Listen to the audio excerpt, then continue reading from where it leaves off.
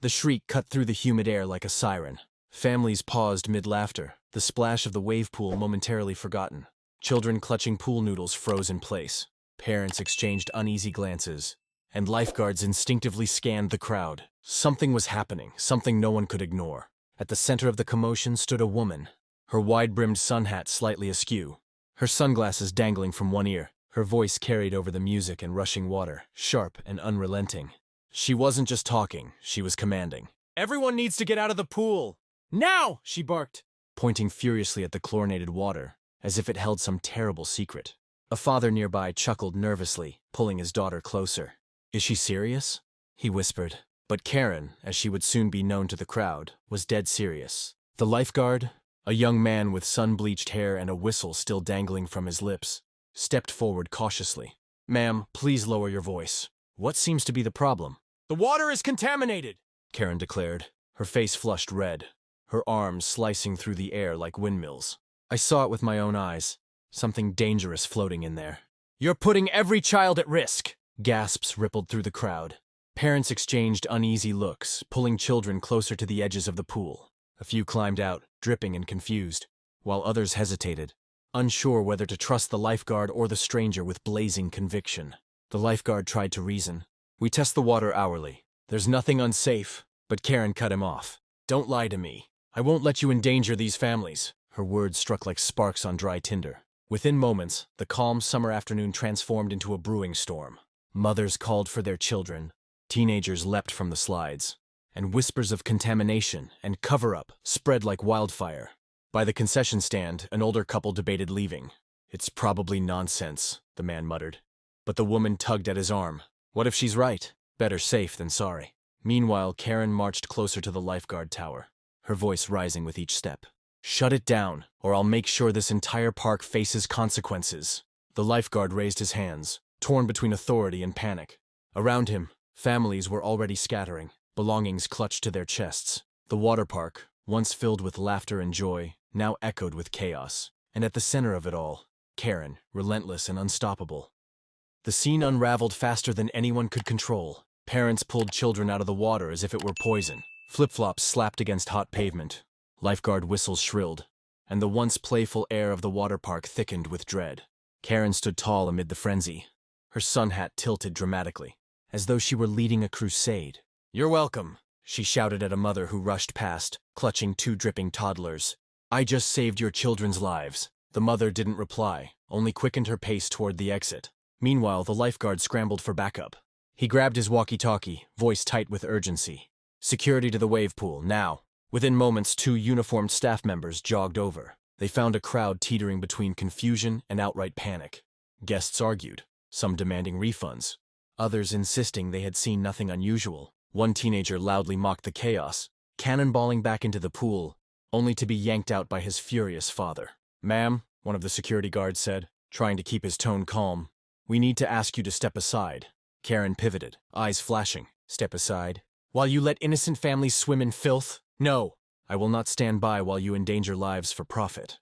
Her words carried like a megaphone. The phrase "for profit" stirred something in the crowd. Was there truth in her accusation?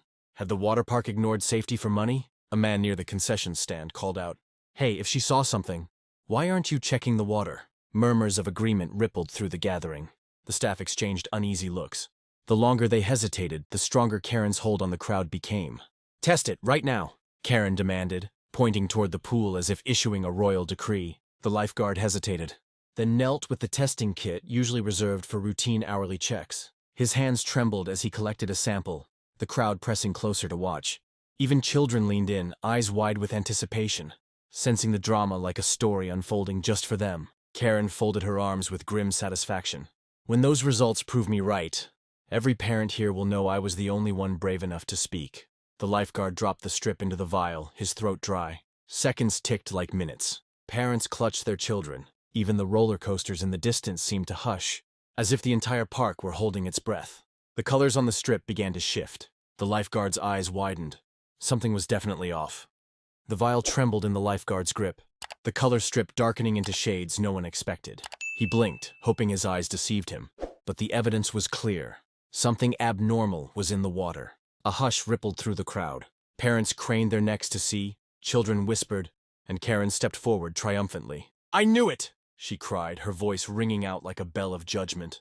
"This park has been hiding the truth from all of you," the lifeguard stammered, trying to steady his tone. "It's unusual, but we don't know what it means yet. The tests can react to a variety of things. Don't you dare minimize this," Karen snapped, jabbing her finger toward him. "Children have been in that water all day. You should have closed it the second you suspected danger." A chorus of voices rose behind her.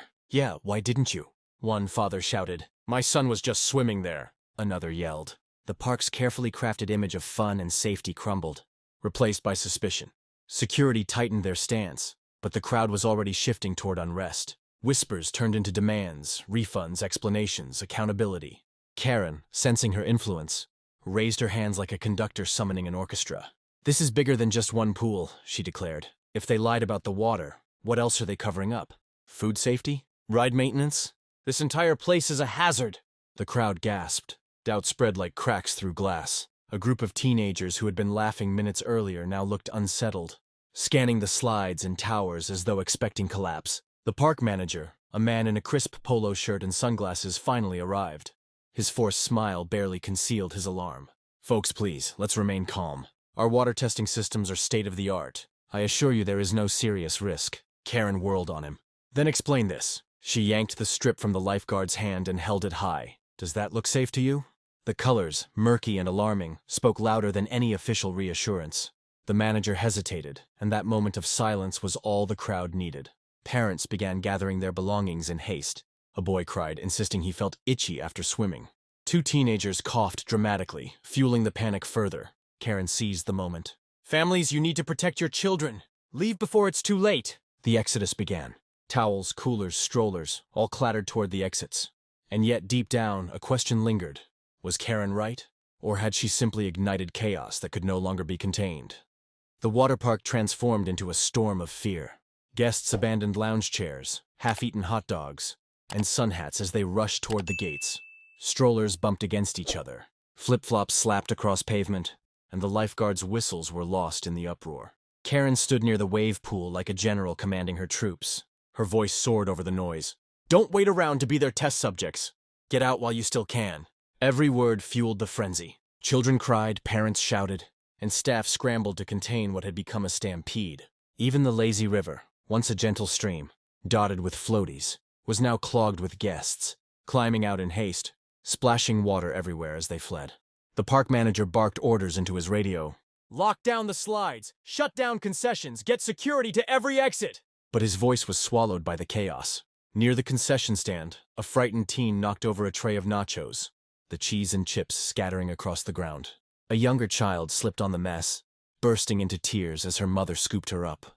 It was no longer just panic, it was pandemonium. Karen's claims spread like wildfire beyond her reach. A teenager live-streamed the meltdown, narrating breathlessly, "Yo, some lady just exposed the water park. It's contaminated. Look at this." His phone captured throngs of people rushing past, fueling hysteria for thousands watching online in real time. The staff tried to reclaim control. One lifeguard grabbed a megaphone shouting, "The water is safe. There's no danger." But the crowd wasn't listening. In their eyes, the uniforms symbolized denial, not protection. Karen's expression hardened. "If you won't protect them, I will." She strode toward the wave pool's control booth, her sandals slapping the concrete. A guard blocked her path. "Ma'am, you can't go in there." "I have to," she snapped. "If you won't shut it down, I'll do it myself." Behind them, the pool churned as the artificial waves continued. To panicked parents, the rolling water looked sinister, almost alive. Children pointed nervously, asking if the bad stuff was still in there. Suddenly, a piercing alarm blared. The park manager had triggered an emergency alert, hoping to restore order. Instead, it sent fear skyrocketing. To the crowd, the alarm sounded like confirmation of their worst fears. People screamed. Some vaulted fences to escape faster. Others shoved through security lines, determined to get out before whatever invisible threat consumed them. Karen turned toward the chaos with a look of grim vindication. "You see?" she cried. "They know it's true." The park was no longer just in disarray, it was unraveling. By the time sirens wailed in the distance, the once bustling water park looked like a ghost town. Abandoned towels fluttered in the breeze. Spilled drinks formed sticky puddles on the pavement, and the wave pool churned on, eerily empty. Karen stood at the center of it all, her sun hat casting a shadow across her determined face. Around her, only a handful of staff remained. Security guards, the exhausted lifeguard, and the pale-faced park manager.